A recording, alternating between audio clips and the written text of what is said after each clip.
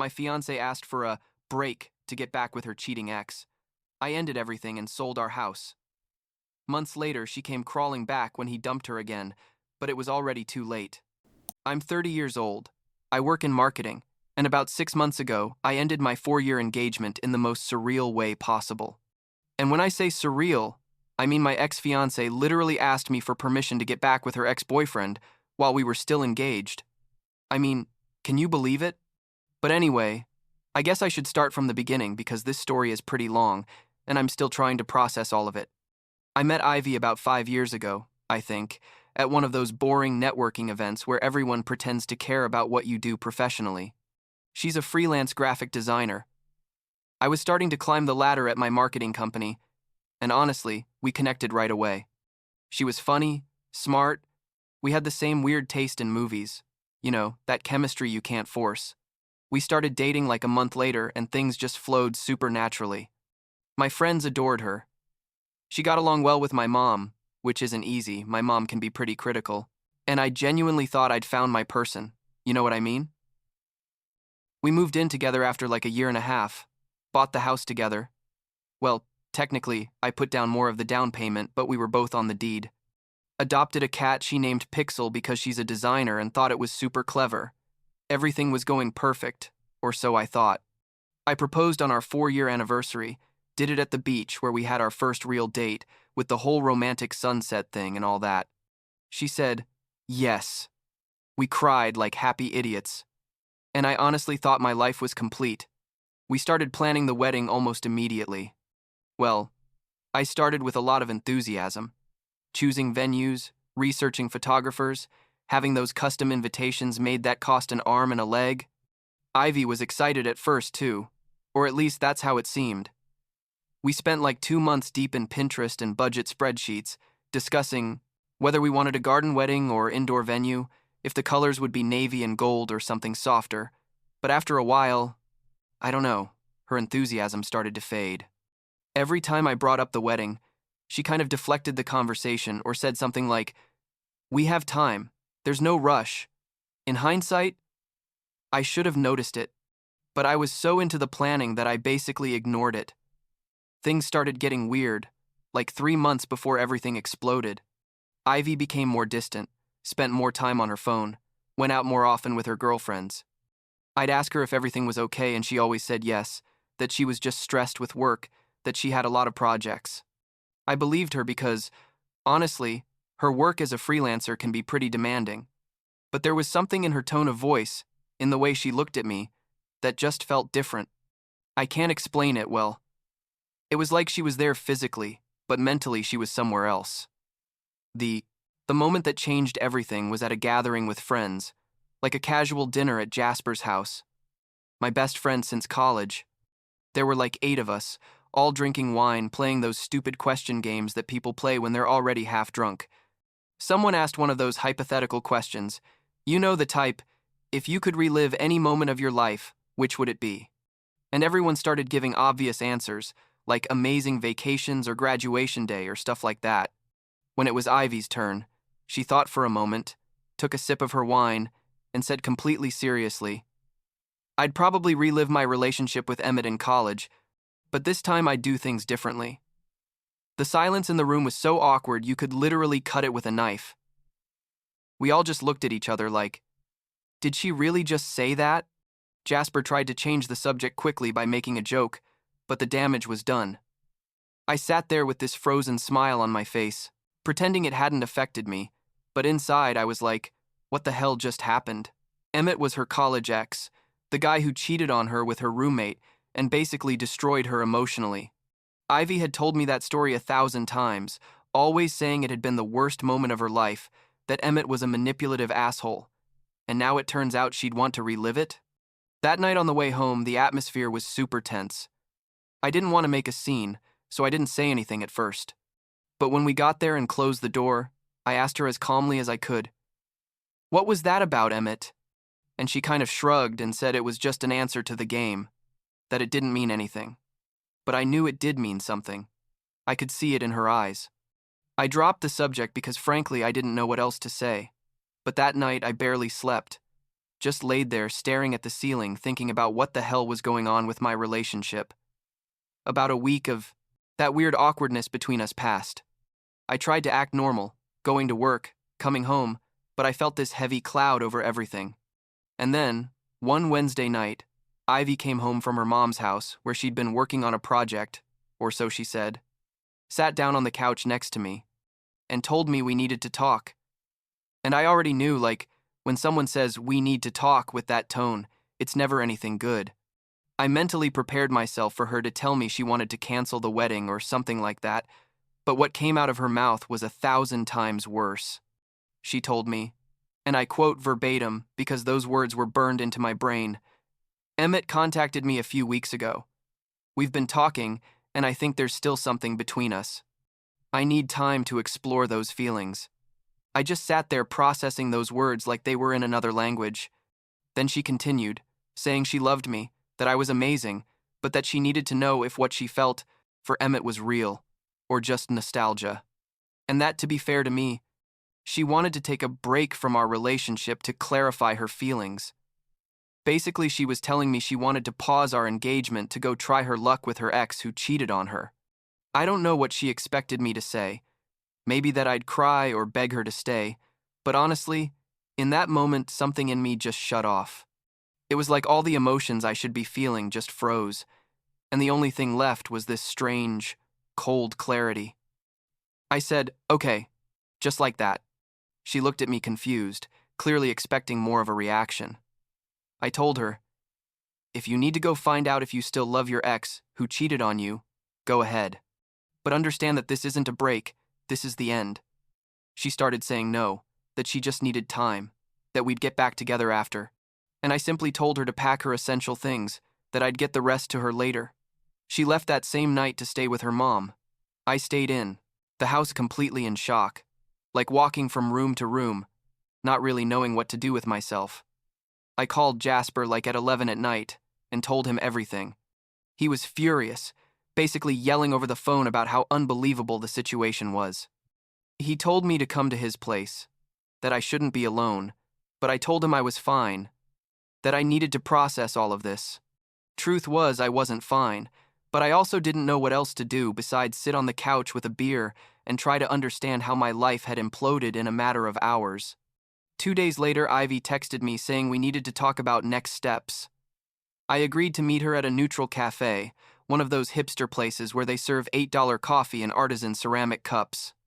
She arrived with that, "I'm going through a hard time" look, you know, with her hair in a messy ponytail and no makeup, which was weird because Ivy always got dressed up.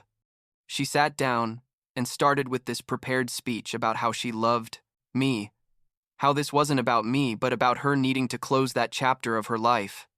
She proposed that we put the wedding on hold temporarily while she sorted out her feelings. I asked her directly, "Are you living with him?" She turned red and admitted they'd been spending time together, but that they weren't officially together. So basically, yes, she was with him. I told her she could do whatever she wanted, that we were adults and she was free, but that there was no way I was waiting around as a backup plan while she played house with her ex. She started crying, saying I was being unfair, that I wasn't supporting her in a difficult time. And I just stood up, paid for my coffee, and hers, because apparently I'm too polite even when they're destroying my life, and left. When I got home, I did something that probably sounds extreme, but in that moment seemed like the only logical option. I called all the wedding vendors and canceled everything. The venue, the catering, the photographer, the DJ, the flowers, everything. We lost deposits left and right, probably like $15,000 total. But honestly, I didn't care. Every conversation was awkward because I had to explain that no, it wasn't because someone had died, but because the bride decided she'd rather be with her ex. The lady from the catering company was super sweet about it, told me she'd seen everything in this business and would refund part of the deposit, which was unexpectedly kind. Then I did something even more drastic. I contacted a real estate agent and put the house on the market. Yes, the house we'd bought together, where we'd planned to build our life. I couldn't stay there, surrounded by memories of a relationship that no longer existed. My agent told me the market was good, and I'd probably sell it quickly. I started packing Ivy's things in boxes, her design books, her clothes, her 1,000 skincare products that took up the entire bathroom. It was therapeutic in a strange way. Like, with each thing I packed, I was also packing away a piece of my old life. A week after Ivy left, when I already had all her stuff organized in labeled boxes like I was a professional mover, I took everything to her mom's house. Her mom wasn't there, which was a relief because I didn't feel like having that conversation. I left everything on the porch with a simple note that said, "Here are your things. The house is for sale. Don't contact me unless absolutely necessary for legal matters." I took a photo of everything there on the porch, more than anything as evidence that I'd delivered everything, and left. Ivy showed up at the house like 2 days later, banging on the door like crazy at 10 in the morning. I was working from home that day and honestly considered not opening, but eventually I did. She came in like a hurricane saying she'd made a mistake, that Emmett was still the same idiot he'd always been, that she missed me, to please forgive her. She was crying, makeup running, a whole dramatic situation. And part of me, a very small and stupid part, wanted to believe her. But then she noticed the boxes everywhere, the empty spaces on the walls where our photos had been, and asked what was going on. I told her calmly that the house was for sale, that I'd already canceled the wedding, that I'd moved on. She just couldn't believe it, kept saying, "But it's only been a week," as if time had anything to do with this. I explained to her that it wasn't about time, it was about self-respect, that she'd asked me to wait while she tested if her ex was a better option, and that I wasn't the kind of person who accepts being anyone's second choice. She started getting hysterical, saying I was being cruel, that I wasn't giving her a chance to fix things. I told her that her chance to fix things was before she asked me for a break to be with her ex. She tried every kind of argument. That we were an engaged couple, that we had history together, that her family loved me, that we'd bought this house together. And I basically responded point by point. I told her yes, we were an engaged couple until she decided we weren't. That yes, we had history, but that history now included the fact that she left me for her ex, that her family could love me all they wanted, but she clearly didn't love me enough. And about the house, I explained that the real estate agent had already told me how to split the proceeds according to what each of us had contributed, and that I'd give her her share when it sold. She left crying, yelling that I was heartless. How could I be so cold? And honestly, I wondered that too. It's not that I didn't feel anything, it's that I felt everything at once, and the only way to handle it was to stay completely neutral and focused on the practical steps. If I allowed myself to really feel all the pain, the betrayal, the anger, I'd probably collapse. So I kept myself busy, working, packing, looking for apartments to move into. The house sold in 3 weeks. 3 weeks. The market was so hot that we received multiple offers, and I accepted the best one without thinking twice. I found a new apartment downtown, smaller but perfectly adequate for just me, with a decent view and close to my office. I started moving before we even closed on the house sale, leaving only the essentials until the final day. Jasper and another friend, Felix, came to help me with the move. Felix was great, didn't ask many questions, just commented that the new place was very bachelor pad and helped me assemble the furniture. But this is where things got really ugly. Turns out Ivy started telling everyone her own version of events. And when I say her own version, I mean a completely distorted one, where I was the villain. I started getting messages from people in her family, from mutual friends, all asking me, what happened? Or telling me they'd heard I'd abandoned her in her time of need. My own mom called me almost crying, saying Ivy's mom had told her that I'd broken up with Ivy out of nowhere and kicked her out of the house for no reason. I had to sit down with my mom and explain everything from the beginning. She was furious, not with me but with Ivy. My mom can be critical, but she's also fiercely protective. She told me I should make a public statement clarifying everything. But I didn't want to get into that drama. Until my boss called me into his office one day and asked me if everything was okay, that he'd heard concerning rumors about my personal life. That's when I realized Ivy had taken her lies so far. They were affecting my work. I decided enough was enough. I wrote a long message, very factual, without excessive emotions, explaining exactly what had happened. That Ivy had asked me for a break to explore a relationship with her ex. That I'd agreed but considered that to be the end of our engagement. That I'd canceled the wedding and sold the house. And that she'd only wanted to come back when things with her ex didn't work out. I sent that message in a group that included both families and our close friends. It wasn't to cause drama, it was simply to put the facts on the table, because clearly she wasn't going to do it. The responses were varied. Some of her friends called me a liar, which was to be expected.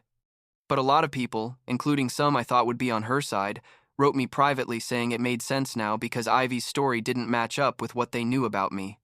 Ivy's mom called me, super awkward, apologizing because apparently Ivy had lied to her too about the details.